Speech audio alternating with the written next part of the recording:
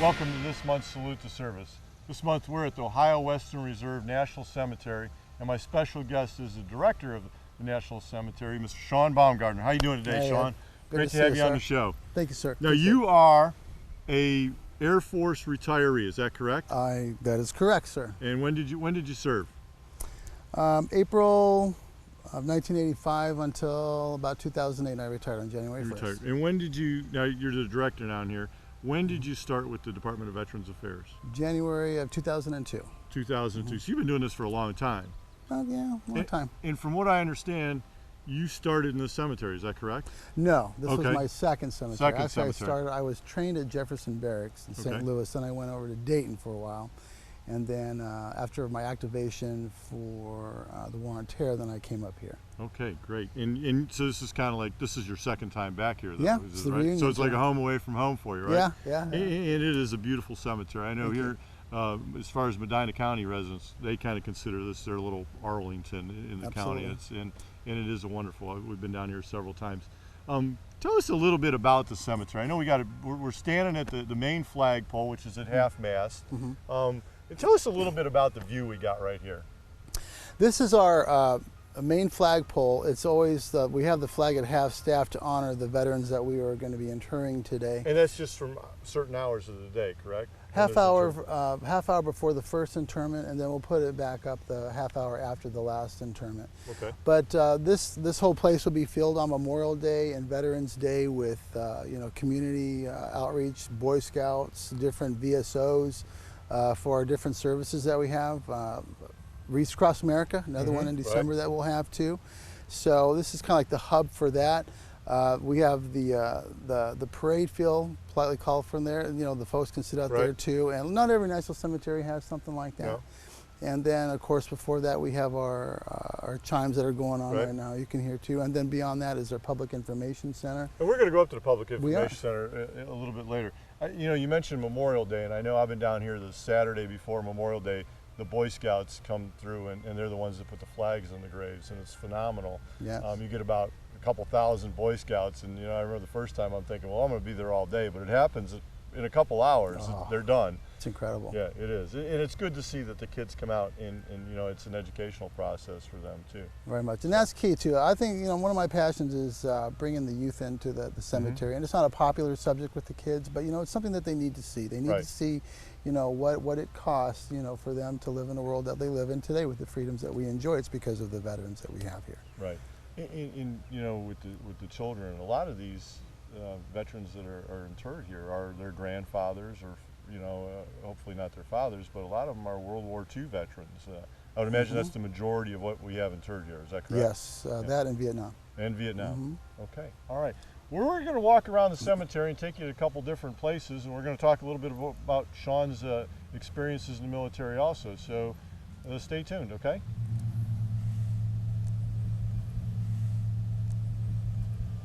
So there's several interesting facts about the National Cemetery here in Rittman. And obviously there's KIAs here from the current wars in Afghanistan and Iraq. But we got kind of a real interesting point that we're standing by. You want to tell us a little bit about it, Sean? Yeah, I do. And here we say, every veteran is sacred here. But this is unusual in that we have 4 killed in action from the Air Force, the Army, the Marine Corps, and the Navy, together, lined together in eternity. All interred, representing all 4 of the armed forces from Iraq and Afghanistan. Well, that is interesting. So here we are in the PIC, which stands for? Public Information Center. There you go. And this is pretty much the first building you come to as you come in the entrance to the cemetery. Just coming in the entrance, all the flagpoles, what is that? That's called our Avenue of Flags. And actually, the flags that are flown on those poles are donated from the next of kin whose relatives have passed, loved one has passed, and they can donate that flag back to the cemetery to be flown on the Avenue of Flags. So those are actual casket flags? Yes, sir. Wow.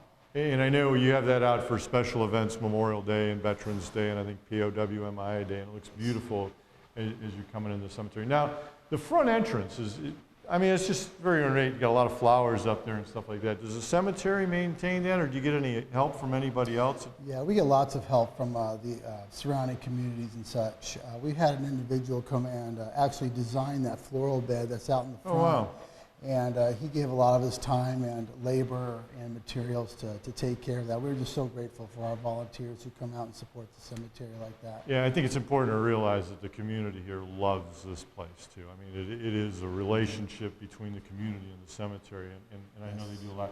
So let's talk a little bit about the Personal Information Center and the volunteers. Now, you do got the Ohio Western Reserve Advisory Committee. Correct. Correct?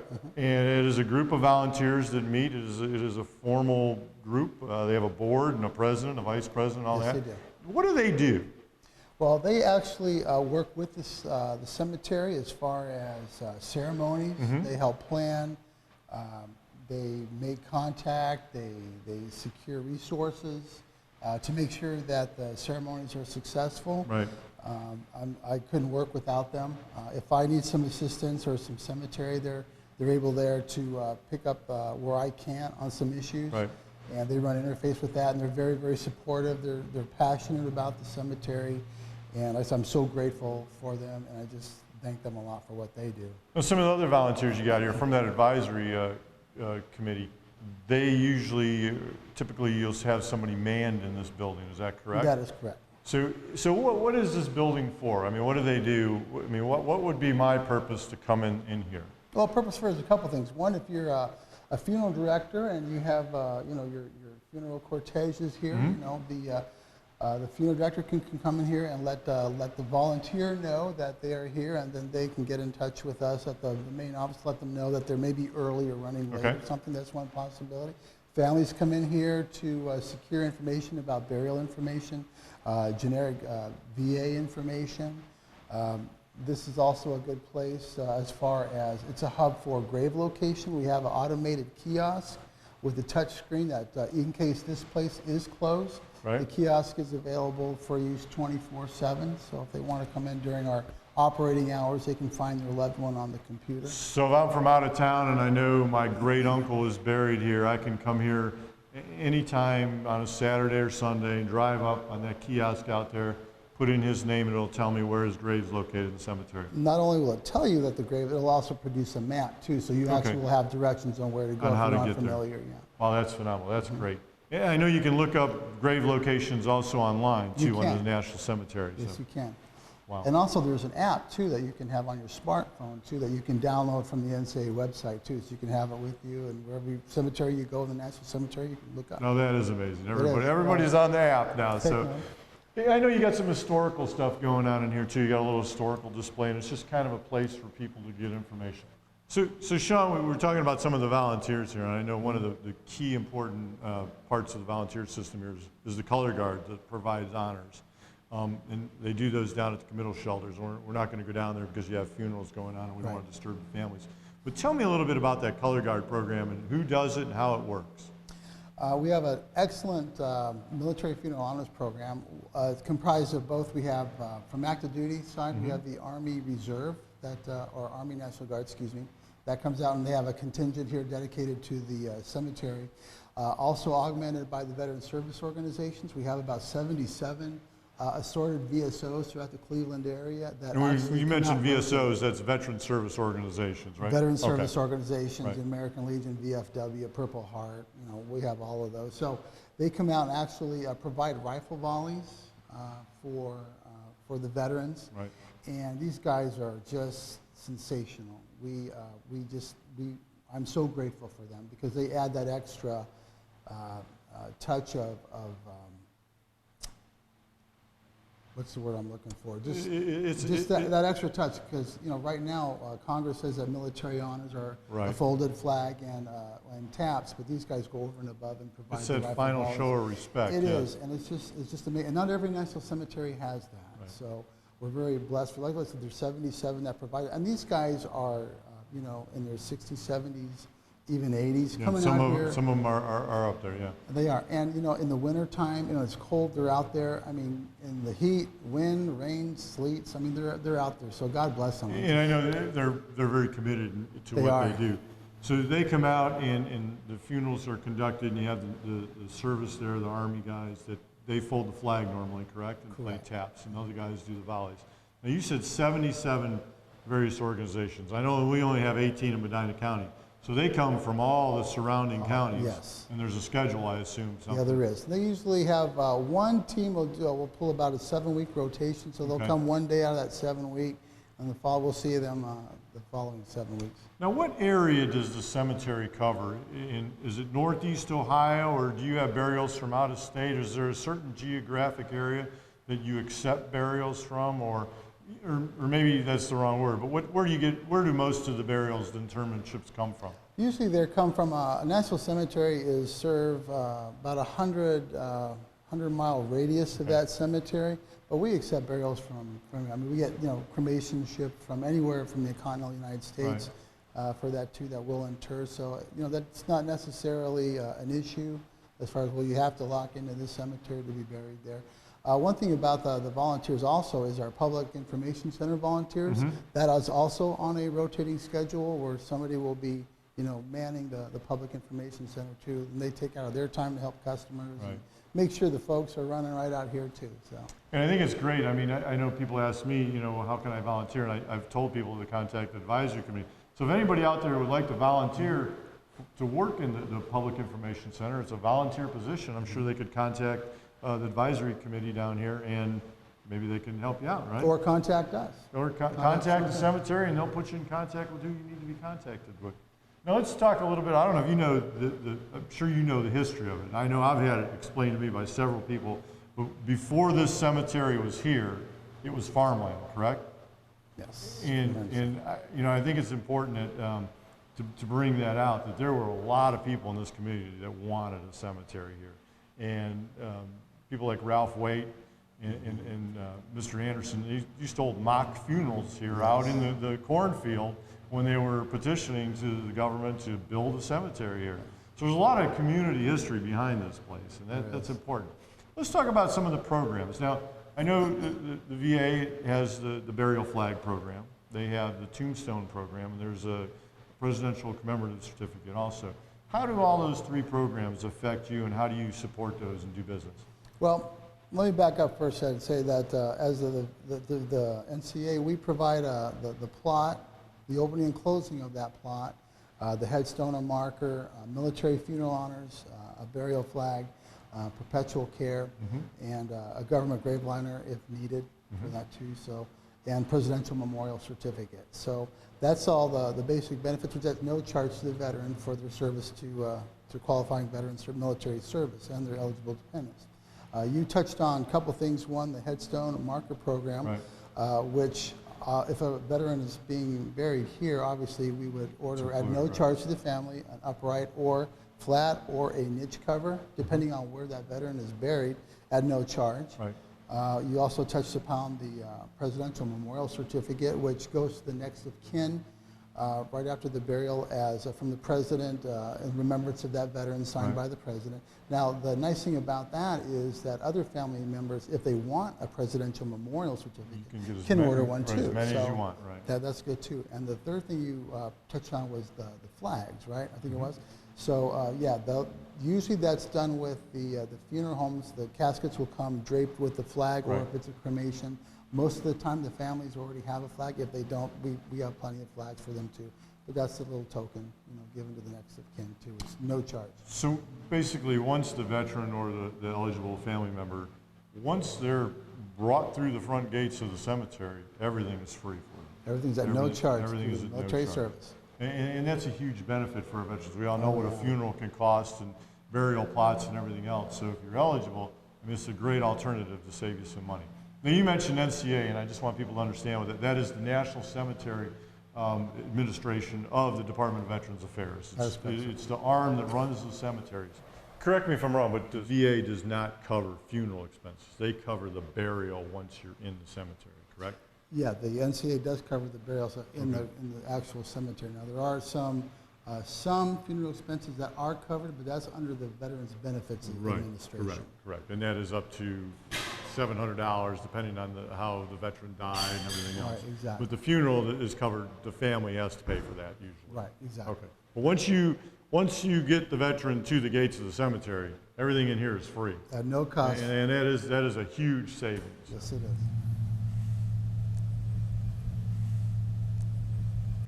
So here we are at the first monument that you really enter, or you see as you enter the cemetery. Tell me a little bit about this gentleman here. Well, this is an older gentleman that's saluting the flag, and it was actually a proposal that was raised and funded by the advisory committee, and also a gentleman named Frank Alexandrowitz, who is a great volunteer and proponent of the cemetery, and he had a great hand in raising some of the funds to install, make, and design our saluting veteran. And it's no particular person, he's just staring down the avenue at the main flagpole saluting. Absolutely. And I think everybody sees what he represents. So here we are at the Memorial Walkway, which the entrance starts out with the POW-MIA flag. And obviously there's various monuments throughout the walkway that are lined by various veterans organizations. Tell me a little bit about the walkway itself. Well, we have about 127 monuments that are donated from different veteran service organizations, and those organizations that do support veteran in the military as well. So it's very, very thought-provoking as one transverses the walkway, and they can see some history. And I know I've like I said, I've come down here on Saturday morning and just walked the walkway and walked the cemetery, and it's very humbling as a veteran, as you know. It's very humbling to walk through here and read some of the monuments, and they're all dedicated to our veterans and those that have served our country, and the commitment that they have, dedicated to gallant troopers who served their regiment and country with honor and valor, the one says, and the rest, there's a bench back here, Alliance Veterans Council, just dedicated from throughout the state. Rolling Thunder's got one, and all the veterans of foreign wars and American Legion and DAV, several monuments. And they're beautiful, and if you got a chance to come down here to the cemetery, I recommend you take 5 or 10 minutes and stroll this avenue here. Do you scatter remains back here anywhere? We do have it's called a scatter gardens. Okay. It's used very infrequently. We've had maybe 3 since we've opened up. I don't think most people do that. Not really. Yeah. So we're gonna take a walk over to the columbariums, and we're gonna talk a little bit about the types of burials that you do have available here at the cemetery. Okay. So here we are at the columbariums, and these are for cremains, correct? Correct. So tell me a little bit about the different types of burials that you do have here. Well, here's the cremains. Burial options as far as a cremation at Ohio Western, you have 2 options. One is the columbarium, which you get the granite niche covers you can see up on there too. Now, the inscriptions are more condensed on the niches than they have on the upright headstones. The other is the in-ground cremations, which would get the upright granite headstone. And the other option is for casket burials, a more traditional upright granite headstone as well. Now, correct me if I'm wrong, but the spouses, there's eligible family members that can be buried here. So when you do the stones and you do the niches here on the cremains and the columbariums, how do they list the spouse, and how do they list the veteran? Well, if the veteran and the spouse are together, the veteran's information will be on the top, for instance, over here, and then followed by the, you see Zick right there, Edward R. Jr., Private First Class U.S. Army, that's his year of birth and year of death, and then his wife, Marissetti, A, 1937, 2007, wait a while is the optional inscription. It's more condensed than the upright. And the spouse passes away first. The spouse can be buried here, and then the veteran follows at a later date. So that's important for people to know that. Absolutely beautiful. Columbariums here are just wonderful to walk through and look at and read some of the names and some of the history you get out of it. Korean, Vietnam veteran, World War II veteran, I mean, all sorts of different things, and you can just imagine if some of these tombstones could speak to you, the stories they would tell. How many burials do we have here currently, approximately? Cumulative, just over 25,000. Just over 25,000. Cemetery opened in September of 2000. So we're looking at 14 years. Now, what's the capacity, or is it known what the capacity is at this point? I just say we're going to be open for a very, very long time. We have 273 acres available to us. As of this date, we have 65 acres that are fully developed.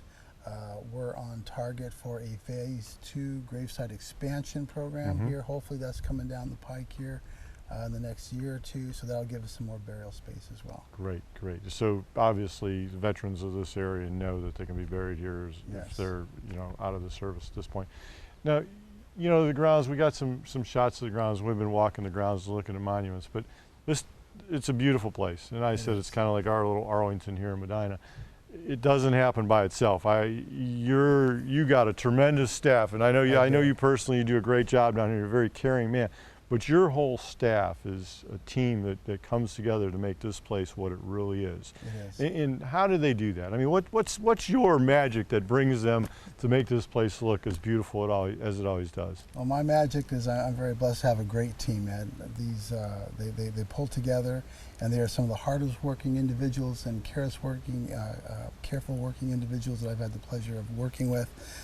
I have 3 people in the administration area that cover all the cemetery representative duties, and also a program support assistant who helps me with the budget and is kind of like my stand-in and helps me with others. Right. But the backbone is also the wage grade employees out there, the cemetery caretakers, the engineering equipment operators, the tractor operators. All those folks just go above and beyond. They're great workers. They're veterans, and most of them are veterans, and they just do a heck of a lot because they care. Right. They want to be here. They care about the veterans, and we do it with honor and dignity. You know, I mean, we're both government employees, and as much as we get a bad rap, I got to tell you that, I've been out here to ceremonies and stuff, and you're the guys that maintain this place that are out here with the T-shirts, daily digging holes and making sure the sod's in the right place and everything. They do care. I mean, this is home to them almost. I mean, they got a heart, and I've seen them interact with the people, and everyone here is there to take care of the people that come through, not just the people that are getting interred, but the families, because you only get one chance to get it right here. Is that right? There you go, Ed. I think that's important to know. And we do it right. As a matter of fact, the National Cemetery Administration had a 96% customer satisfaction rating from the American Customer Satisfaction Index, which is the most of any entity, public or private. So we're very, very proud of that. And because of workers like I'm blessed to have, it's because of them that we are, because they do care. Right. And that's important. I know I deal with you guys a lot, talking benefits and sending people down here. People always come back and tell me, wow, what a great, cemetery you are, and what great administration you have here. People are always very pleased when they leave the ceremonies, whether it's with a friend or a loved one or a spouse, on how you guys took care of them, and that's important. And it means a lot to the community too. I mean, like I said, the community really values this cemetery. Any last words? I know we didn't talk a lot about you, and like I said, I know you're an Air Force veteran and stuff like that, and I thank you. You're a Medina County resident.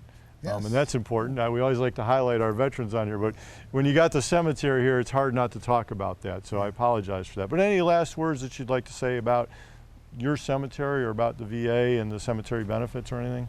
The only thing I would like to say is get the word out. While we have a lot, we're a very active cemetery. Out of 131 national cemeteries, we're the 18th busiest as far as interment workload. But still, we need to get the word out to our veterans that this is a benefit that's available to them when it's needed. And unfortunately, only about 16 to 20% of the veterans know about this benefit. Right. So it's important that we get the word out, that we communicate to the veterans that this is an option for them and their eligible dependents. And I know our office, we try to promote it as much as possible, and you can always call our office, or you can call the cemetery down here if you have any questions, and we'll get those numbers up. I can tell you the number one most important thing, if anyone ever asks me what's the most important thing I need to do to plan for being buried in a national cemetery, it is know where your discharge or your DD-214 is. It is a very important document when the time happens.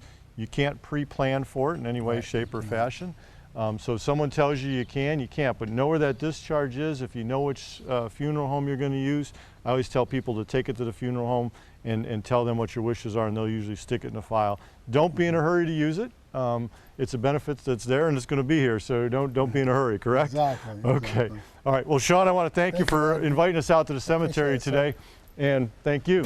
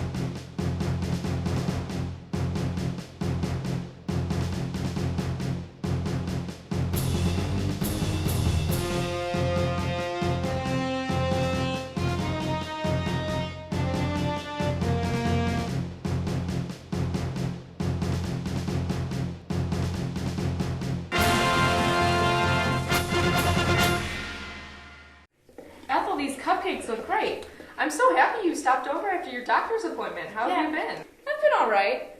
My doctor keeps prescribing me new medications, and it's hard to keep track of them all and like when to take them. He gave me one of these things, but not all my medications fit. That is hard, and for your medications to work properly, you do have to take them how they're prescribed and on time. You know what helps me? I have a life pouch. What's that? It contains a list of all of my updated medications, so I can easily take it to my doctor, and if there's ever an emergency, I have all the information I need right here. Huh. I'll have to check that out. Yeah. Hey, Grandma, how are Hi, you? honey. How are you? I'm great. Hey, can I have a cupcake? Sure you can. Thanks. You know, that is another thing. Have you heard of our county's dump program? I don't think I have. It's the disposal of unused medications properly. Because if you have old medications lying around your house, it may be a temptation to other family members to take them. Where do you find all this great information? I went on the computer and went to www.handstashfoundation.org. I will have to check that out. Check it out, it's really helpful.